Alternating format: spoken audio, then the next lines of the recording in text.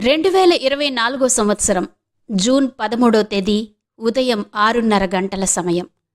ప్రఖ్యాత పూరి జగన్నాథ దేవాలయంలో ముఖ్యమంత్రి, ఇతర మంత్రులు, ఆలయ ప్రముఖులు, పండాలు అందరి మధ్య, భక్తుల కోలాహలం మధ్య గత 5 ఏళ్లుగా మూతపడిన 3 ప్రవేశ ద్వారాలు వేద మంత్రోచ్చరణల నడుమ తెరిచారు. ఒడిశాలోని అతి ప్రాచీన పూరి జగన్నాథ దేవాలయం 4 ద్వారాలతో ఉంటుంది. ఈ 4 ద్వారాల ద్వారా భక్తులు ఆలయంలోనికి ప్రవేశిస్తారు.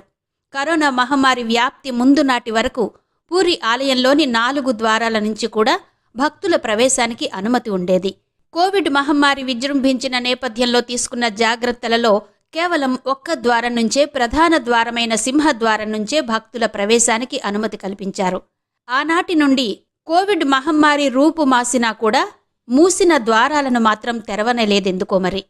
అశేషమైన భక్తులందరూ ఒక్క ద్వారం గుండానే ఆలయం లోపలికి ప్రవేశించడంతో విపరీతమైన రద్దీతో పాటు ఇతరత్ర అనేక ఇబ్బందులతో భక్తులు ఇబ్బందులు పడేవారు. ఆ ద్వారాలు తెరిపించమని ఎవరు ఎంత ఒత్తిడి చేసినా అవి తెరవనేలేదప్పటి ప్రభుత్వం.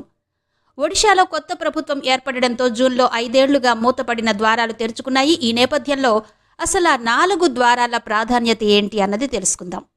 మొదటిది సింహద్వారం లేదా సింగ్ ద్వార్. ఇదే ప్రధాన ద్వారంగా పరిగణించబడుతుంది.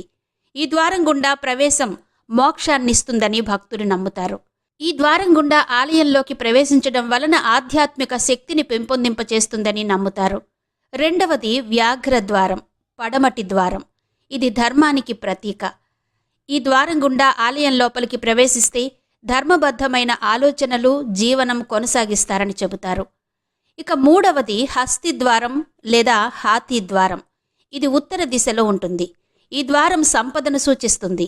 ఈ ద్వారం గుండా ప్రవేశం వలన లక్ష్మీదేవి అనుగ్రహం కలుగుతుందని భక్తులు ప్రగాఢమైనటువంటి నమ్మకం. ఇక 4వ ద్వారం అశ్వద్వారం, దక్షిణాన ఉన్న ద్వారం. ఈ ద్వారం గుండా ప్రవేశిస్తే లౌకిక వ్యామోహాలకు దూరమయ్యే స్థితి కలుగుతుందని చెప్తారు.